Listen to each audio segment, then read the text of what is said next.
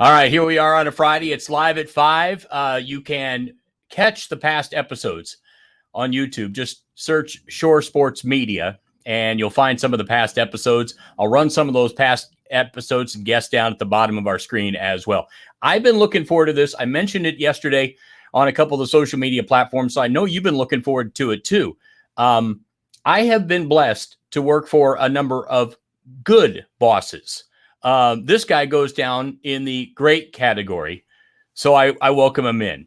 Kenny Rice, my longtime friend and former TV sports boss in Lexington, Kentucky. How you doing, Kenny? Dave, my great friend, good to be with you. It's good to catch up. It's been a while, and I miss our rendezvous in Los Angeles, which I'm sure we'll explain later. We definitely will. You know, it's a very small world when you can run into each other like that. There, I got your name up there as well. Kenny, you were fortunate. I always thought in the business that guys that found a comfortable position, got to stay in a particular market for a long period of time, they were really the most fortunate. It's fun to move, but you really solidified yourself in that Lexington, Kentucky area. When did you start there? Yeah, 1980. I was just out of college, and I worked for the ABC affiliate for a long time. Probably too long, but I was there for a long time. And during that time, I became a correspondent for something called Down the Stretch on ESPN. And then that led to doing some stringer work when they had stringers. You know, back in the day, as you know, Dave, when you call ESPN, and it was, Chris Berman might answer the phone, Bob Lee might answer the phone. It was basically a newsroom that had one satellite dish. When I would send them stories, I would have to put on Delta Airlines, Delta Dash. And then I would call them and say, it's going to land in Hartford. And here's a waybill number. And here's what the story is. And here's how long it is.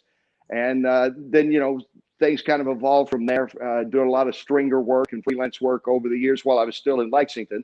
And then I went with NBC in 99 and have been with them, thank God, since that time. Yeah, that's why you haven't been on in the past month when I was first thinking about having you on, because you were a little busy with the Triple Crown, which if anyone knows and watches, Kenny does a fantastic job because he keeps up with everybody. Kenny, you can really motor around that track still. Thank you. I'm holding up. I mean, I had to make some big moves this year from the barn area out to the track at the Belmont to talk about the surface conditions for the Belmont Stakes. So I was semi-proud of myself, Dave, that I was still having my breath and hadn't fallen down. And, when you know how it is when you're in the moment of a show and the adrenaline's going and you've done your homework, so you feel comfortable in the preparation, things just seem to happen in a very good way. I'm not that guy that believes necessarily in luck. I think you put yourself in position for luck as you have in your career. And I think I have in mind that, when the opportunity came, that was some luck, but we had put ourselves in a position where we were ready to seize that moment. And that's what it is with every live show. And, I just always love doing the live things like this right now. I love doing the live things. And I set my own camera up. How am I doing on that? That, as you know, nobody ever asked me to shoot cameras, No, I don't think I saw you one-man band, but that was okay because that's why I was there. To go out there and get those stories. Kenny, you know what?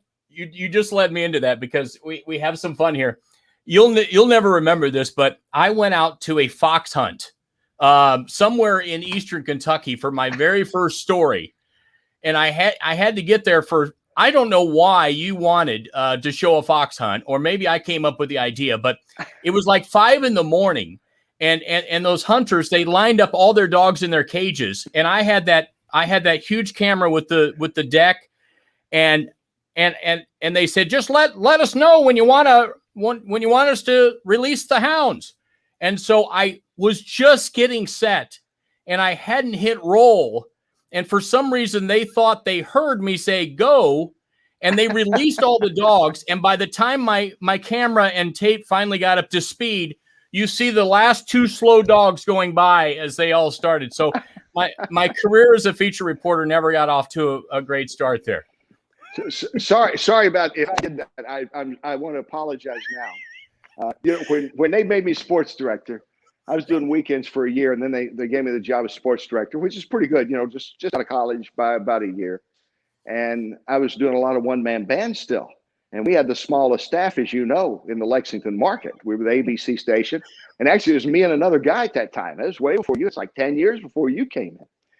And so, yeah, I'm thinking, this is nuts. I'm shooting a UK basketball game. I'm coming back and editing it. Now I'm anchoring the 11 o'clock news, too. It wasn't so much the workload as that, you got to focus a little bit. So this is embarrassing to say now, but purposely, I kind of messed up some video every now and then. Maybe I didn't white balance as well as I could, or had a little, cockeyed shot. And they said, well, your photography skills are slipping, because I'd one-man band for the first year I was there.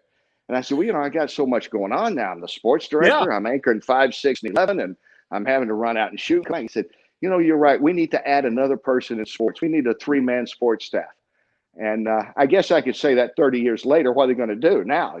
But yeah, that's how we actually got a 3-man sports staff. If I'd been really good at one-man band, gosh knows how it had turned out.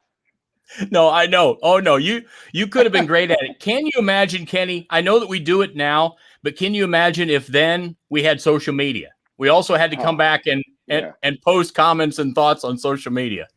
Well, I think I would have lost a job very early. I think for all the good things of social media, and the fun thing I like about it is keeping in touch with friends like you. Yeah. And, some guys, a few friends from the old days of school and playing in basketball leagues and softball leagues and all that. That's fun. What I don't like is, the opinions of people. They're so angry.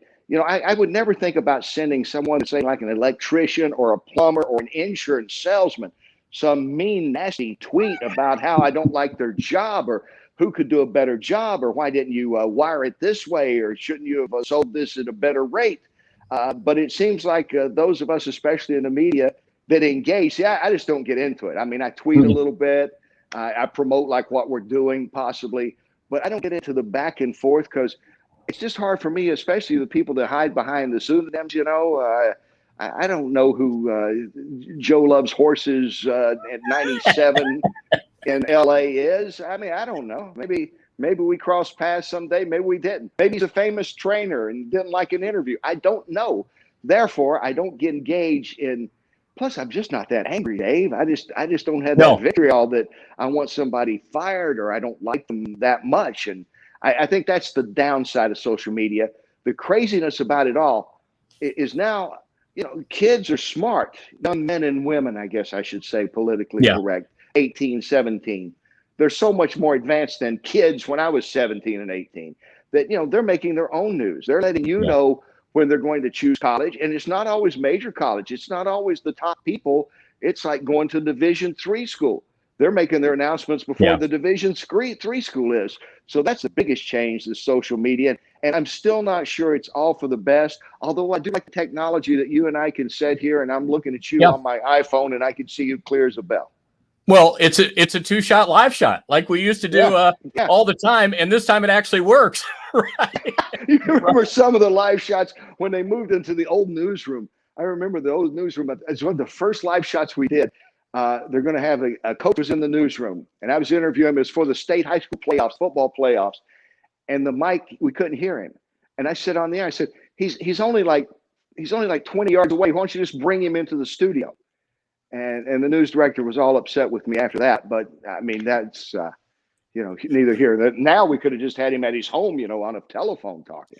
See, we're pulling off a 2-shot live shot like one-man banders should. All right, this is kind of a reunion special. So I've got some comments of people that are checking in. There's the great Fanny, who used to be our producer. What a thrill to see you guys. Bonjour, Fanny. I believe in France, right? Yes, and wonderful and so knowledgeable about horse racing. Yeah, remember, she would go up and help us cover the Derby when we were doing like 10, 12 stories a week, being the ABC station at the time. And ABC was doing the Derby back in the 90s. So, salespeople, our salespeople, they were selling everything Derby. And you and me were up there. Our buddy Keith Spalding, Charles Watson, one of our great photographers. And Fanny would come and help us out many times. And we do cross paths periodically, usually at the Breeders' Cup. So I hope to see Fanny at Del Mar coming up later this fall.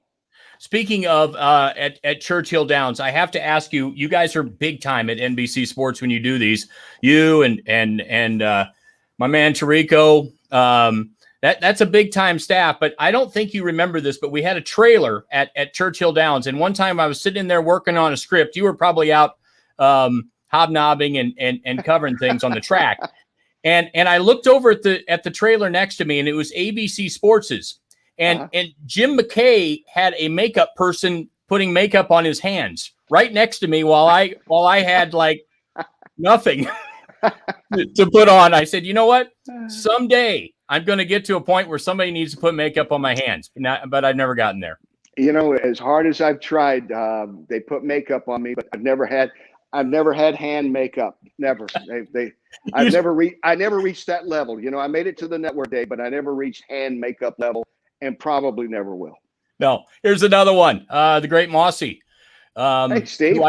Who obviously we bumped around with on the Lexington circuit there, and I would be shoulder to shoulder shooting some high school baseball game with Mossy or football. Yeah, and he put together a really nice documentary he won an award for recently on Joe B. Hall, and John Calipari, the two UK basketball coaches, and the generations apart, sharing their stories. It was really enjoyable to watch. Here is Chris Staples. Hi, Dave and Kenny. I was at TVQ 87 to, I assume that's 88. Good times, or maybe 89.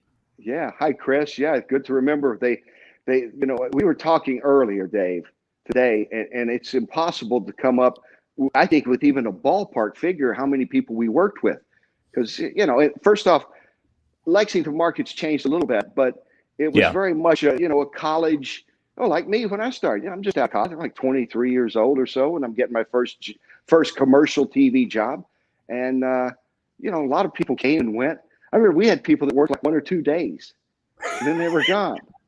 And they were gone. Yeah, we had an all-pro football player come in to be a sports intern one time. One of the great Chicago Bear linemen, Wally Chambers. And you know, Wally's an all-pro then. He played at Eastern Kentucky University. Yeah. He'd come back to Eastern to work on his degree in the off season, and he came in and he wanted to be a sports intern, you know, get some credit.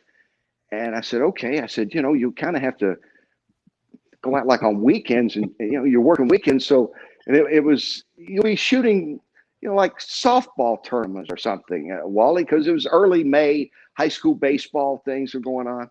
And he said, no, I'm good with that. And I went out in the parking lot and we talked, and, you know, what a nice guy. And I've seen him several times over the years.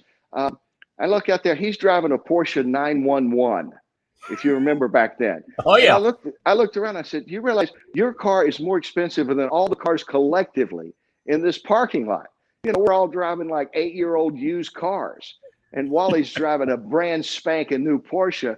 I said, I don't know if you'll like this job, Wally. I mean, you should be in Chicago, working in that market, doing, you know, giving your analysis of things. You're big time. And Wally left after 2 days, by the way. He came in, he shot a couple of I don't know, like a softball turn. I can't even remember exactly what he shot, but he agreed that it was maybe just he could have reached a little higher. Well, I think you did overall. Let's get another one in. Marcus Riley, 2 blasts from the past. Great to see you guys. Yeah, Marcus. Marcus. Yeah, I remember Marcus. Yeah, good to see Marcus doing very well. I follow him as well, and he's big time. He has, and you know, it's good to see. You know, there was a lot of talented people passed through Lexington, and still have stayed in Lexington and doing really well. And you know, I always thought our market held up I'd put our market up against, you know, Nashville, Cincinnati, Louisville, Definitely. the bigger cities. You know, when you go there covering events sometimes, and they look like, oh, what size market are you?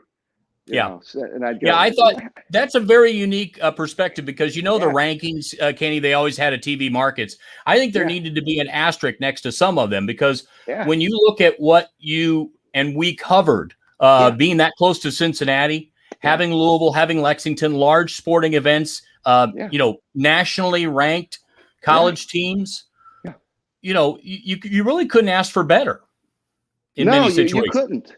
No, I mean, it was perfect. And, you know, Kentucky football was bad for many years. You know that. We've seen a lot of losing games. I'm glad my friend Mark Stoops, I have become good friends with Mark. I'm happy that, you know, at least there's promise there's real hope every year.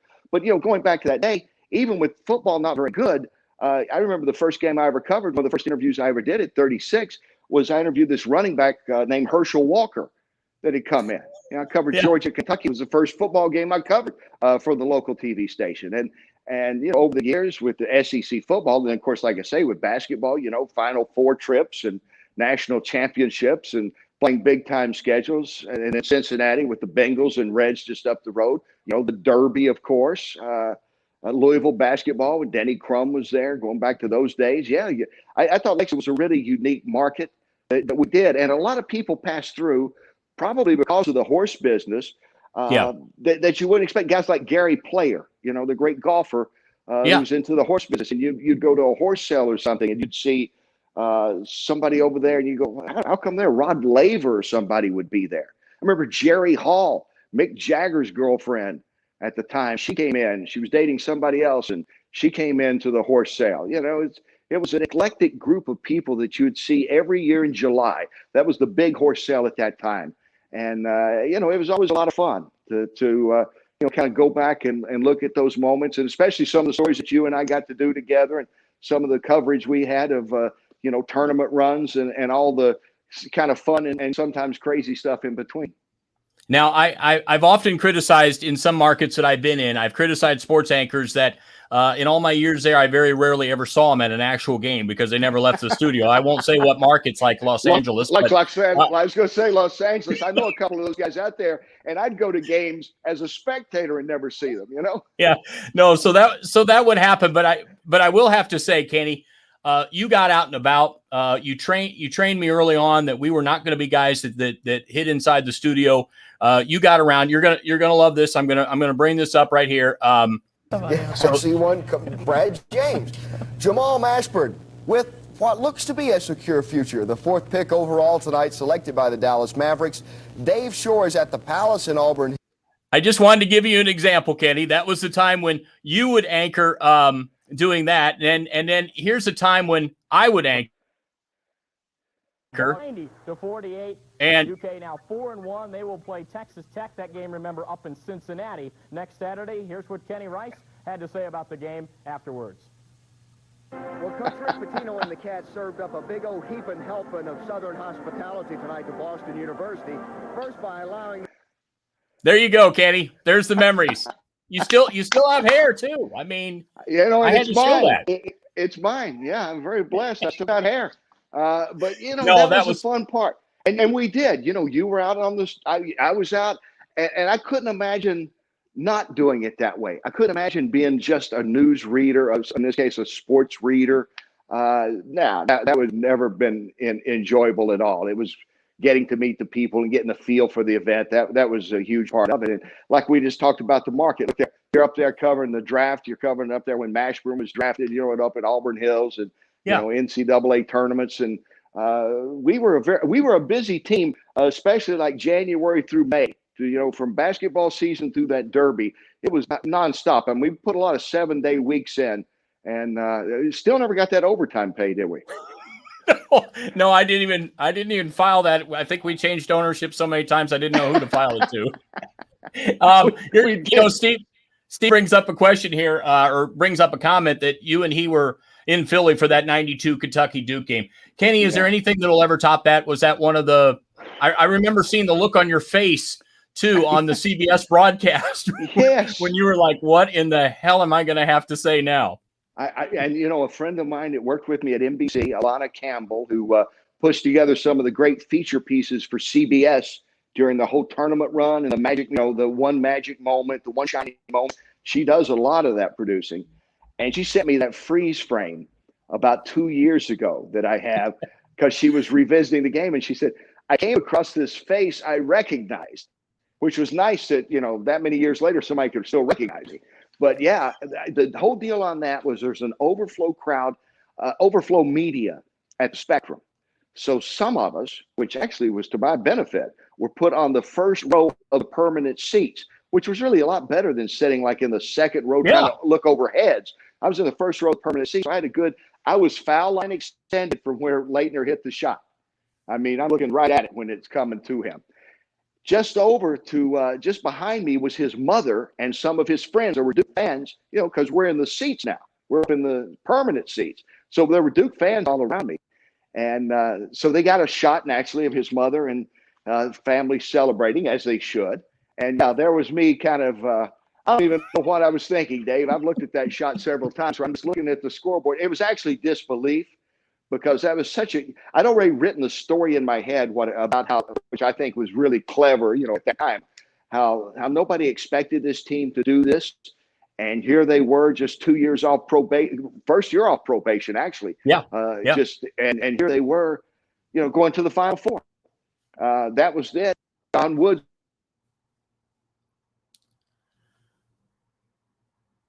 Wait a minute.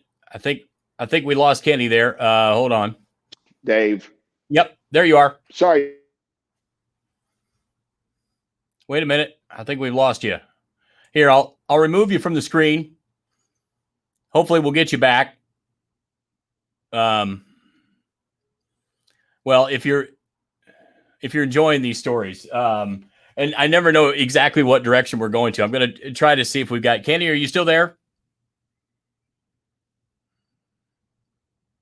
You know what? I kind of cursed this when I said here we are pulling off a live shot. Kenny, if you can hear me, go ahead and there you are. There you are. I got you. There you are. Can you hear me now? Well, here, I'll bring up a couple more comments while Kenny's getting. There he is. Let's see if I can remove him from there you are. There you are. We should have got Steve Moss to come over and help me with this. I told you, you had the most technologically challenged person ever probably coming on with you today. But anyway, I'll wrap it up quickly. So they get a lot of shots of Laettner's mom, actually, during the game. So I was on a lot, little clips, because I'm like looking around. But I thought that was, Sean Woods was going to make the shot that nobody would ever forget. And he had at that moment. But then, it was like those car wrecks unfolding. You could see Grant Hill's, the ball coming, and you could see Laettner getting the ball, and he'd been perfect that day. And when the shot, as soon as it left his hand, it was that feeling he was going to make it. But yeah, I don't think I've been fortunate to see, I would argue, the two greatest college basketball games, Duke and Kentucky, obviously in 92. Yeah. And then, because it was in Lexington, the 85 Villanova Georgetown championship game at Rupp Arena, not the last, but one of the last NCAA tournament games or championship games held in an actual arena, not an indoor stadium. Yeah, non-dome. Yeah, you're right. Non-dome. Yeah. That was something special to watch Villanova that night. They were just amazing, especially in that second half. No, that is amazing. Here's Brian says, enjoying the conversation from here in Texas. Great stories. Thanks, Brian. You were around the business for many, many years as well there in Dallas around me. Kenny, good to see you again. Mark Sternfield, nice job at the Derby. Thank you, Mark. Yeah, good to hear from you guys. Yeah, that's nice. See, this is the nice part of social media. Yeah, no, it is. Catch up. Nobody's flipping the bird. Or at least we are not seeing it. If they are, that's good. I'm just not putting those people up. No, that's that's okay. Kenny, years later, I was in Los Angeles with ESPN, and I looked out my office window, and there you were outside taking a little bit of a break. You were in the building because you did the Inside MMA show on Access. And another one of the traits that I thought you did very well is you didn't just cover the main sports. You liked boxing. You got into MMA. You did that. You do horse racing. What is it about the challenge of that? Tell me, because, none of us grew up around MMA, and all of a sudden you were a personality in the sport. Yeah. I grew up, my dad and I were watching the football, baseball, basketball, boxing. We had like a fight of the month or something. So that was what I grew up with. I didn't even grow up around horse racing, for what I guess I'm probably best known for, what I might be known at around the country. But what happened is in 2003, a man that was coordinating the high definition side of the Triple Crown with NBC, we happened to sit together during the Triple Crown meetings, all the way Derby, Preakness, Belmont, and we got talking, and he realized I covered sports, because let's face it, when I first came in, I was the horse racing guy at NBC. He just figured I was another horse racing guy. He didn't know had a sports background. So he said, I'm an executive producer. I'm taking a job as executive producer with Mark Cuban's HD Net, still kind of a startup, about maybe 3 years old at the time. Would you like to come and do some sports, football, basketball, maybe some boxing? I said, yeah, I'm all for it. And his name was Darrell Ewalt, and that began a friendship and working relationship all the way through 2016. And we were doing Pac-10 games, it was at the time. Let's see. Henry Bibby was coaching Southern Cal. This is how far back it goes, okay? Henry Bibby was coaching Southern Cal. Mark Few was a young coach because we did West Coast Conference games too.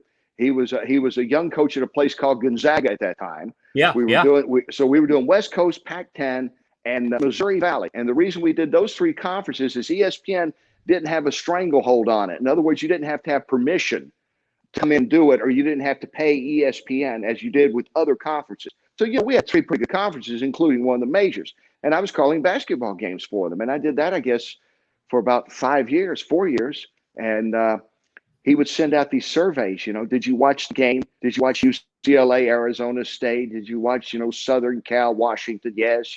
Did you watch Missouri Valley game? Did you watch, Northern Iowa play this week? Yes.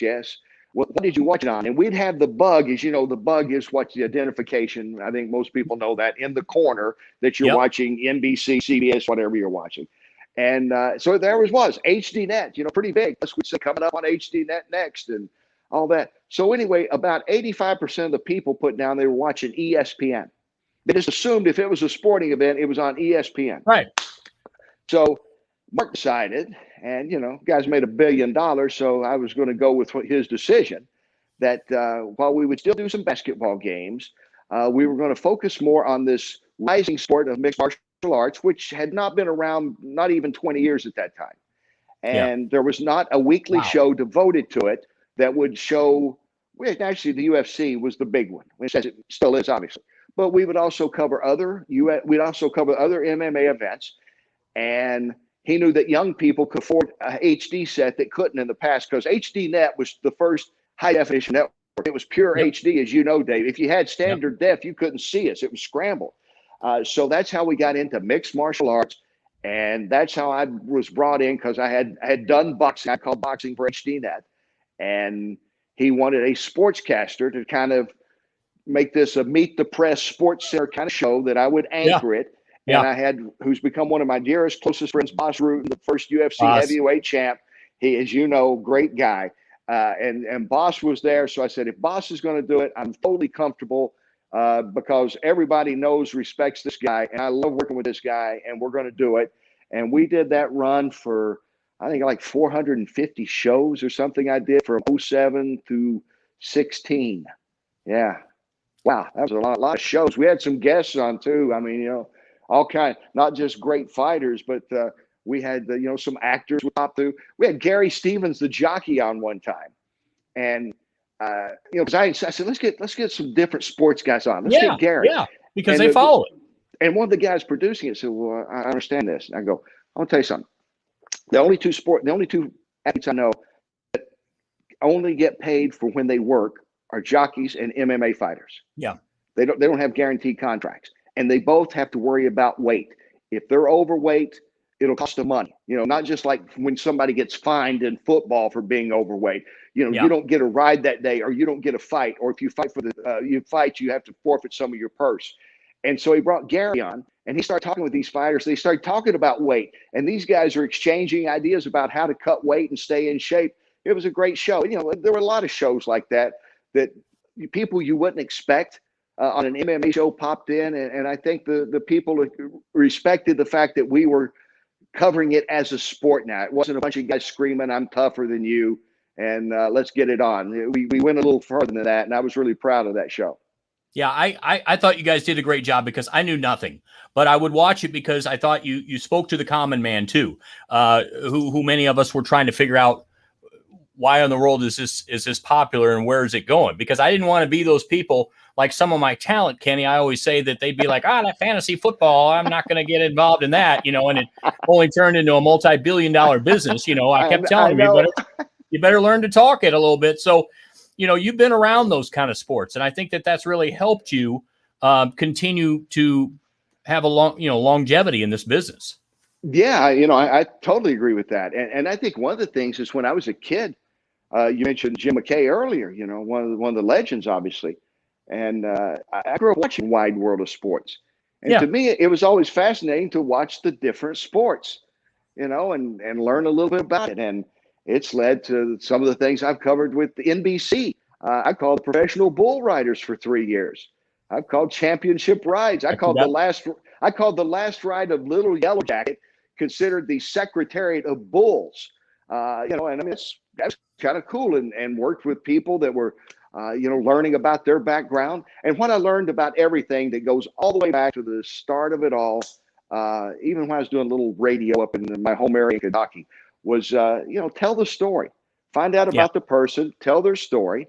Yeah. And, that goes back to the old up close and personal days, of the Olympics. And I used to love watching the Olympics for that reason. I'd get a vested interest in somebody I knew nothing about prior to that. I learned about countries I didn't know much about.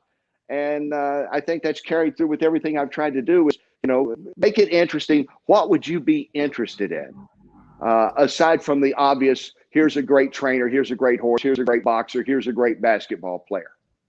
Yeah, I think that's I think that's great. Here's my friend Rich. He says, bring back barrel jumping. That's good. Rich, we'll take those. I want to bring back the Iron Man, or the Battle of the Network Stars. I want somebody to. Yeah. I love that lumberjack. To run through some things again. Yeah, remember the lumberjack competition? I love that lumberjack competition. I used to watch that. I was like 19 years old watching that. Man, these guys are great. Yeah. And, I learned where Poughkeepsie, New York is because they had the demolition derby there. I mean, it's, these are just things that pop into your head all of a sudden. But, I thought that was interesting. And that's really what made me interested. And my dad, we'd watch it. And my sister would get up, we'd have the radio and we'd, I'd do interviews with her, and I would turn down the sound on the TV and call games, which, pretty much everybody said our business is done. And, that was just, great times, and it was fun, and it still is. But, that's when it's really fun. You're still a little naive that, what could happen and the possibilities. So it works out, thank God it's worked out pretty good. No, it really has. Kenny, I would say a lot of people are casual horse racing fans. If they watch anything, they may watch 1 to 3 of the Triple Crown events. So you're fortunate enough to be on center stage for people that are casual observers of that sport. So take us through in your lifetime now, what would you consider to be a peak year or set of years of the sport? And where is the sport now, you think? I think, as you mentioned, like the Derby is the most watched sporting event after the Super Bowl at that time of the year. Yeah. In between that, it's the most watched. And the demographics are it's close to unique. That it's about a 50-50 split. Most sporting events will lean toward males. This is men and women watch the Derby. People gather and have parties around the Derby like they do Super Bowl. And it's interesting because it's an event more than a race. It's a 2-minute horse race. People are planning their whole day. We're doing like 7-8 hours of live TV coverage for a 2-minute race. We're showing a few other races. So like you say, that's the only time they tune in. So with that, I think, from my time there, the 21 years of covering this Triple Crown for NBC, 2015 American Pharoah winning the Triple Crown, I think was just a highlight moment in the sport because it'd been so long since 1978 there was a Triple Crown winner. There was so much talk and legitimate talk. Should the Triple Crown be changed? Should it be a longer period of time between Derby, Preakness, and Belmont? Nobody's ever going to win this again. I had a really interesting interview with Steve Coburn, the co-owner of California Chrome the year before, who said live on TV he didn't think he'd ever live to see another Triple Crown winner because he did not like the system where a fresh horse could come into the Belmont as did and beat his horse, the California Chrome. And then, of course, the next year Pharaoh pops up. And he was such a great story, and he was such an incredibly likable horse. He had personality. Yeah. People could come around and see him, and he was almost like a big golden retriever. I mean, people could come up and pet this horse. I don't like to pet thoroughbreds; they will bite you. but I have petted this horse. You know, he was that cool. And I think that was the moment that, you know, kind of galvanized people that, hey, here's American Pharaoh. He had a great name, even though Pharaoh was misspelled. He had this great name, a memorable name. He was a horse that ran out there and said, come and get me. And you couldn't catch up with him. And he ran past the Triple Crown. They did not retire him, which is going to be the standard for a great horse. They're going to retire him because the stud fees are so good. But they ran him all the way through to the Breeders' Cup, and he won what's called the Grand Slam now, and I don't think it'll ever happen again, to win the Triple Crown and the Breeders' Cup Classic. You know, that's amazing. That. So I think that was it. Now, bringing forward to this year, and we know all the controversy that's going on with the Derby winner, Medina Spirit. They were still waiting for the final outcome of this, and all the things that have happened. You know, I think this has shed a light on a lot of things. It's obvious to say this is embarrassing for Bob Baffert, who I think is one of the great trainers of the sport. Of course it is. He is.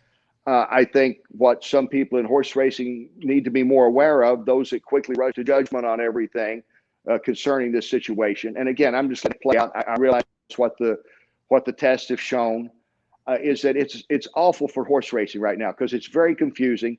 I think it shows that there needs to be more control universally. I mean, across the board, California, Kentucky, New York, Arkansas, Florida, all these racing states can't be that different in their jurisdictions and in what rules are accepted and what's not. And when you have a situation, which we have with Medina Spirit, where it's not a banned substance, it's not a performance enhancer, but the ointment that they rubbed on his butt that got into his system is a violation. That is not allowed in there. Betamethasone is not allowed within a certain period of time in the state of Kentucky. So he violated the rules. No, I'm not defending that, but I'm just saying when rules get to that kind of minutia and that confusing, we just need to, horse racing needs to come together and accept that where everybody has their little kingdoms and, you know, we'll do what we want in this state and we'll do what we want in that state. It really looks confusing to those people who just watch the Derby, like you said earlier, Dave, who are just fans from a casual distance, like to watch a Triple Crown race, and they're not going to keep up with the Haskell or the Travers or anything leading up to maybe the Breeders' Cup. And I think that there has been the real problem this year. And hopefully, if anything good comes out of this mess, when you have to talk about sending frozen urine up to New York for yet another sample, which is actually going on right now, I hope it is the urgency of horse racing to come together and have a rule that stays place everywhere. You know, I mean, you can't have the NBA playoffs right now. Philadelphia can't have a different set of rules on their court than Atlanta has on their court, and that's what you got in horse racing, and that's what's been brought to the forefront. That's a very good explanation, Kenny. A lot of other sports have gone through times when they haven't been the most innovative or creative. Would you say if I said that? Would it be a criticism of horse racing in general that they don't have the biggest picture of thinking, of having forward thinking as much as they could with that sport? No, I think you're right. And I mean, sadly, the majority of people in horse racing are well-intended. There's some that are still stuck into the 50s and 60s that, you know, they still think that baseball, boxing, and horse racing are the three sports out there. I had an executive from New York, from the National Thoroughbred Racing Association, asked me 2 or 3 years ago, we're on a plane together. He said, what's this cage fighting you've been covering? What's that all about? Because I noticed it's passed us up in popularity. I said, well, it's called mixed martial arts, and here's the deal. Networks are clamoring to sign the UFC. It was on Fox at that time. Now, of course, it's on ESPN. I said, they're competing. People aren't competing, you know, some. But they're not out there saying, I got to have this. Outside of the Triple Crown, you're not having all these people wanting to get these races in the middle of the summer. And racing actually subsidizes many of the things you see on TV, be it on Fox or on NBC Sports Network this summer. And therein is the difference. But I think that they want to protect the sport so much that, you know, it's like it's like the helicopter parent. You know, you gotta move over a little bit to the side and take a bigger look at this sport and say, are we confusing people? Why is the rule different? And this happened in California, for example, the horse would have been disqualified. He would have kept the championship. And again, you know, we don't know what's going to happen in Kentucky, although the odds look like he will not be the champ if I had to bet right now, given the failed drug test. But that you can't have two states that are that polar opposite in the way that they're going to settle a rule. It's just no other sport that's a major sport would even think about something that can be this confusing. Let me ask you another question. The emergence of gambling to where we are now, that was something that horse racing kind of had as almost an exclusive, other than the illegal gambling going on. Is it hurting or helping that we have now an influx of gambling talk and gambling everywhere now in sports? I think what's going to help, it already has helped in some states, is the racinos, where they brought in like at Sunland Park down in New Mexico, up in Charlestown, it's West Virginia. They have a big casino right across from the racetrack.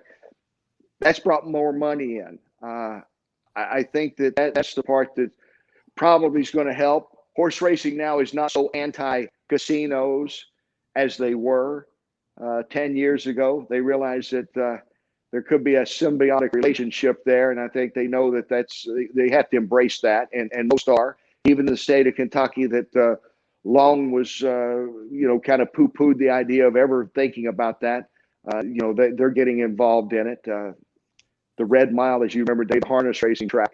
They have they have slot machines now. They're not called slot machines. They're called, I think it's like historic racing machines or something, because they'll have like an old race up there, as well as the three cherries that pop up. It's a slot machine, okay? Forget the semantics. It's a slot machine.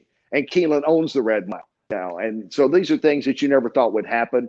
Probably racing people didn't think. So that's where they've been the most forward thinking, is their embracing of casino gambling and tying it in and trying to get some of that money to put purse money in and get bigger races, and obviously attracting more bettors to that race, as well as in the top trainers and horses. So I think that's been the biggest thing. But yeah, the fact that you can sit there on your app and make bets too on the races, that's been huge, and that's been helping racing, because they realize they have to do that, because it's going to get to the point where you'll be sitting at an NFL game, and you'll be making bets on the over/under in the third quarter while you're setting up in row 25. Just get on your app. So that's the way the world's gone, and I think horse racing, at least that part of it, with the app and with the embracing of casinos, that's the best thing they've done as far as trying to move forward.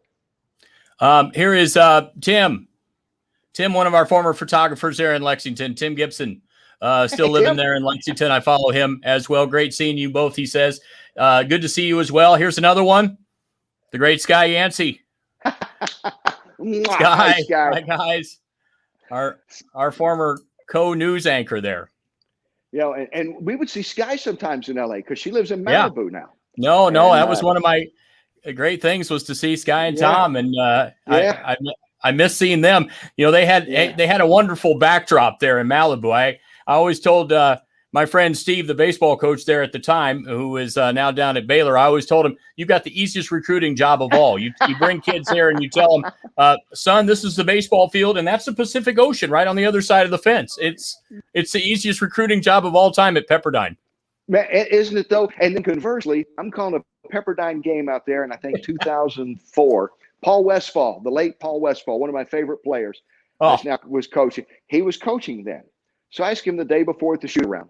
I think Ronnie Turioff was his star player that year, right? Yeah. Went on to the Lakers.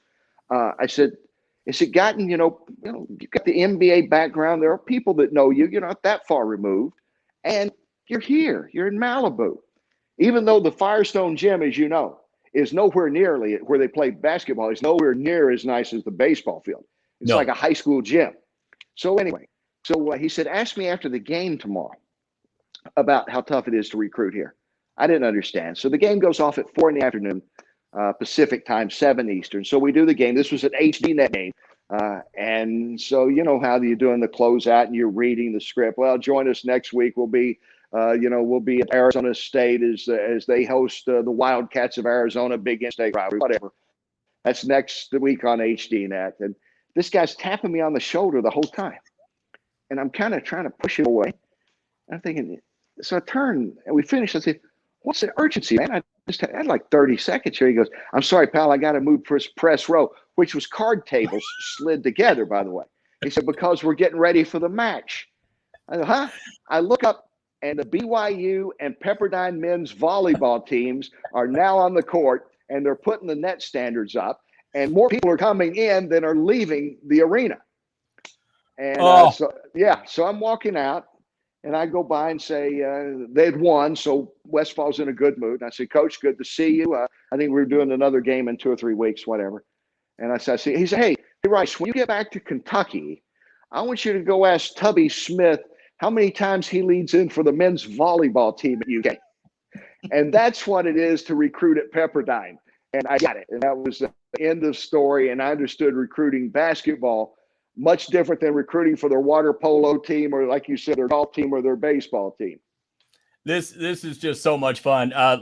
Beth Christina, she watches every week. One of our board members here. And what I do now, bring back Saturday Wide World Sports. Yeah, we said that, Beth, because it was a beautiful thing. Here's Rich again. If you put Dave on Secretariat, would it still win? How important is the jockey? Well, I'm going to say that Dave wouldn't be able to stay on out of the gate. But how important is the jockey, Kenny? The jockey, all things considered, can make a length or two difference. A length is about 1/5 of a second. And has won and lost a lot of races. And you start thinking, that's a blink of an eye. Bob Baffert lost 2 Triple Crowns by, he's won 2, but he lost 2 by a blink of an eye in 97 with Silver Charm, and in 98 with Real Quiet, back to back. They lost by less than a second total. So a good jockey can move a horse forward maybe 2 lengths. And that's huge in a horse race. You see how close these races are. So, yeah, if all things are equal, you want the best jockey. And it's not a coincidence why some of the jockeys, like over the years, like Jerry Bailey, my colleague and friend at NBC, or Gary Stevens. One of my favorites. Yeah. Pat Day and these guys. There was a reason that they were getting a lot of mounts, like John Velasquez. There's a reason he gets big mounts. There's a reason the Ortiz brothers get big mounts, is because they're good. And if again, you come into a situation, it's like you want your best guy batting cleanup, and you want you are getting at least on base to set up everybody else, and that's what a good jockey does. Kenny, I never thought it'd go this long. I'm sorry. I got a couple more minutes. Are you okay? You got dinner reservations? No, we're staying home tonight. It's like 91 degrees here in Kentucky, and I'm very casual, except for this. Look, I put a sport coat on. I said, my great friend Dave has invited me on. I'm not going to go in there sloppy. I shaved and cleaned up. Yeah, no, that's good. I got to throw a couple of old TV things. You're always a big fan of the world of using consultants. I remember, if I remember, I remember right. You walked out on a consultant. Was this a consultant that said the knot on your tie or my tie? I can't remember. Was too small. He told me this was an expert that was paid. Yeah, they came in, and who knows? They were paying them more money than they were giving us to go on NCAA tournament runs where people were actually engaged watching. They were paying these people to come in, and as with most consultants, they will come in and pick at things just so they can justify their position. And yes, they were worried about that my knot was just a shade small, maybe yours too, and that was the biggest concern. That, and maybe we put a lot of emphasis on UK sports. Gee, you're in a college town where the biggest animal is UK, and then maybe this horse racing coverage in the spring, maybe we should curtail that just a little bit, because it was only leading up to Keeneland's meet, leading up to the Kentucky Derby. And that's when I said, do these people even know what state they're in? I think you got up and left one of them. Yeah, I told him, it's like going to Boston and saying, you know what, I'm cutting back on this hockey stuff, okay? This Bruins, what do you want to cover that? This Red Sox stuff in the spring training? I don't understand that. I said, that's how absurd this is to come in and tell us that. And I can't believe you get paid money. And how can I get this job to basically say inane things and get paid? And yes, I was not a fan, and nor am I still. And as I've learned over the years, you have people that can offer you constructive criticism. Tips. And I have listened in on some seminars where there's making suggestions, like interviewing techniques and things that are interesting. And to me, they're not so much consultants as they're like instructors. It's like, going to an advanced class. But as I tell people, that to me is important. And just like human interaction like we're having now is much more important to me than what your degree is. My degree in college, by the way, is in Bachelor of General Studies from the University of Kentucky. I never had a broadcasting degree, no communication. Maybe it shows, but to me, I'd worked a lot. When I was a kid, I was the local disc jockey, and then when I was in junior college, I'm calling football and high school football and basketball, and that experience thing is still the most important thing. And I'll tell you a quick interaction story, if I might, just to show this. Yeah. That I tell these people in college that it's a lot more about just the textbook and reading on the demographics of who watches what. Now, Bear Bryant comes into Kentucky. Last time that the great coach would come in, I was still doing weekend sports. This was my first big superstar interview. Okay. And I'm like 23 or something. And I looked about 14 or 15 then. So we're waiting on Bear Bryant to come in, obviously pre-cell phones and everything else. Bryant's plane is late. You can't get in touch with anybody. I mean, the plane is late. So Bryant comes in and, an hour or so late. Meanwhile, it was at the Holiday Inn out on Newtown Pike, Dave. You know where that is in Lexington. Oh, yeah. So we're waiting on him to come in. Now I get paged out there. The guy who was the sports director said, "Are you going to go out and shoot the high school football game after this?" I had a camera guy with me, which was a luxury then. It was a two-man. Actually had a camera guy because we were going to interview the great Bear Bryant. And I said, "We'll catch the second half." I'm waiting until Bryant comes off here because the other two stations had left. I said, "We're actually going to have an exclusive." Bryant comes in, and he was like John Wayne. I mean, he was 6'4" or so, and he had that swagger, and people are lined up to see him. And they're taking Polaroid pictures and things, just there's Bear Bryant. People that probably weren't even Alabama fans want to see him. That's how big this deal was for him to come back to Kentucky. Anyway, we get ready to do the interview with him. The photographer had left the camera running. So as we get ready to do it, there's a click, and there's that dull thud, as you know. Oh, no. Shivers up your spine. The battery has died. So Bryant kind of half put his arm around me and said, "I'm sorry, kid. I'm tired. I got to go." And I said, "Well, I understand, sir." I said, "But Shorty Jamerson had told me so much about you that I'm just glad to meet you." And he stopped and stood back. Shorty Jamerson had caught the 2 touchdown passes when Kentucky beat Oklahoma in the Sugar Bowl, in the 51 Sugar Bowl, the biggest win to this day in Kentucky football history. Now, wow. You would really have to know Shorty Jamerson, okay, because he didn't go on to play in the pros or whatever, but he came back to coach high school football in my home area. That's how I knew him. And so he asked me, "How do you know him?" I tell him the story. We start talking about those old days, and he starts talking about Babe Perilli and Bob Gain, and suddenly the Bear is having this emotional, kind of reunion, talking about these guys. We get the camera battery on. I said, "Hey, can we keep talking?" He goes, "Yeah." He gives me like a 3-minute interview exclusive that night. And the whole point of that is just being able to relate to people. If I'd have said, "Hey, my battery's dead, can you help me out?" I don't think he would have. Yeah, no, that is a classic story. That's what puts it in a nutshell. When I say, when people say, "Where do I go? How do I get started?" I tell a lot of these younger kids, don't be afraid to be a producer first. Because you know how it is, Kenny. Once the holidays comes, they need somebody to go report or to sit in on the anchor desk.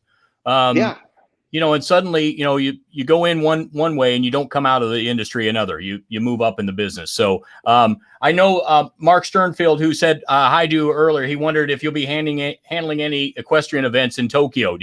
Are you on the Olympics? I will be doing boxing in the Olympics. I'll be working with former welterweight champ Sean Porter will be the analyst. So we'll be doing boxing. It'll be my 4th Olympics and my 3rd boxing and my 2nd straight Olympics calling play-by-play of the boxing tournament. Yeah.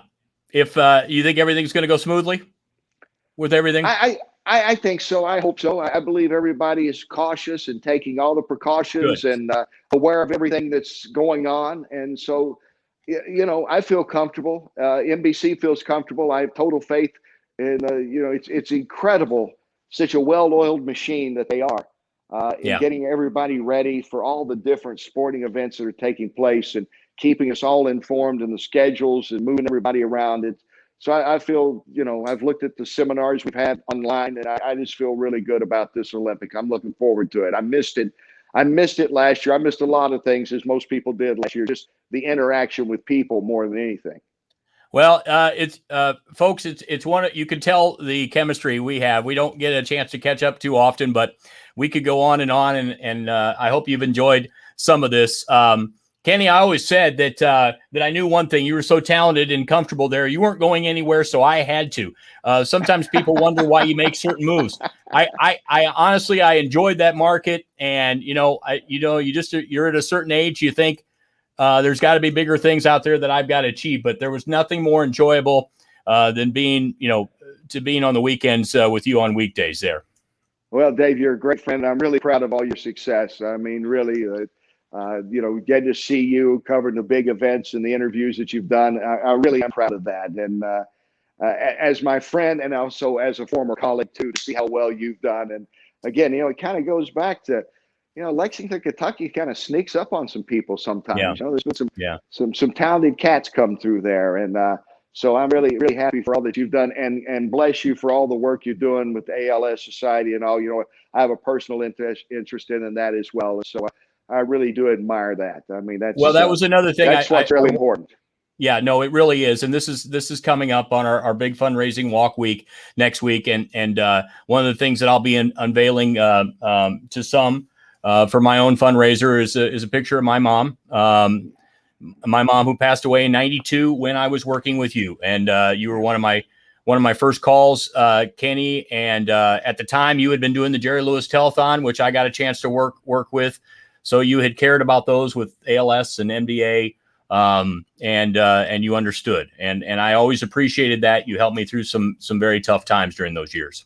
Well, it's until people go through it, they kind of want to say the right thing. They don't understand, and I appreciate that they want to say the right thing, because all you can do is have hope and wish everybody the best for maybe something in research down the road, and God willing that would take place.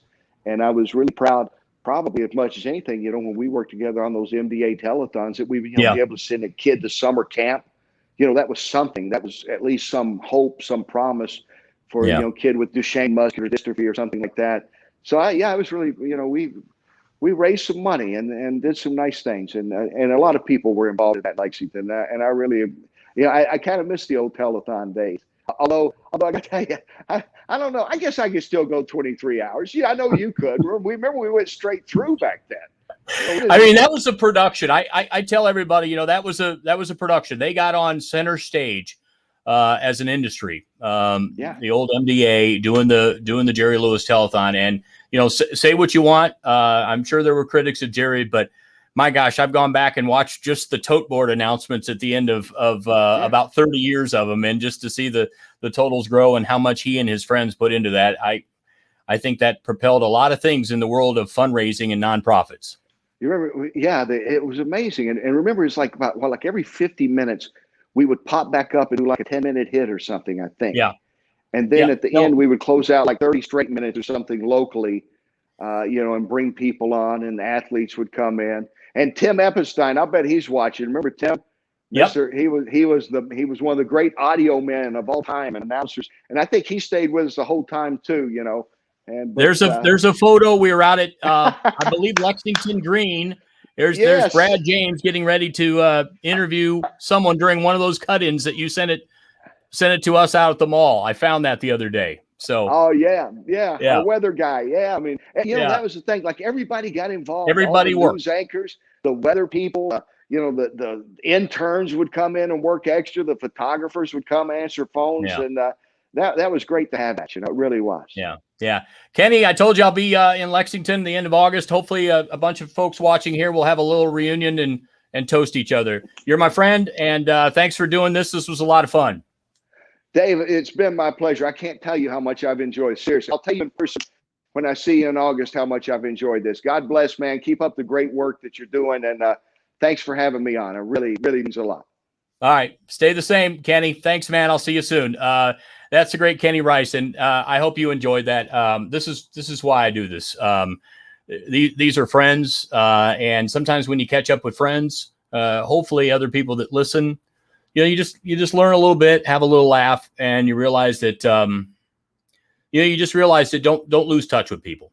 And that's the biggest thing is more and more I see people that we've lost. And, I just said, you know what, we're going to do this each and every week, whether I'm tired or not, because it's a good chance to catch up. And hopefully we bring a smile to you. Thanks so much, everybody. We'll do it again next week. It's going to be the night before our large event for our ALS walk in North Carolina. And so we're going to have a broadcast next Saturday. So we'll still do one next Friday night. And thank you so much for joining live at 5. You don't forget, you can go and check out the YouTube channel. Shore Sports Media is what you search, and you can watch some of the past ones. If you missed last week, it was really a Hall of Famer, an NBA photographer in Andy Bernstein. So check out those past ones as well.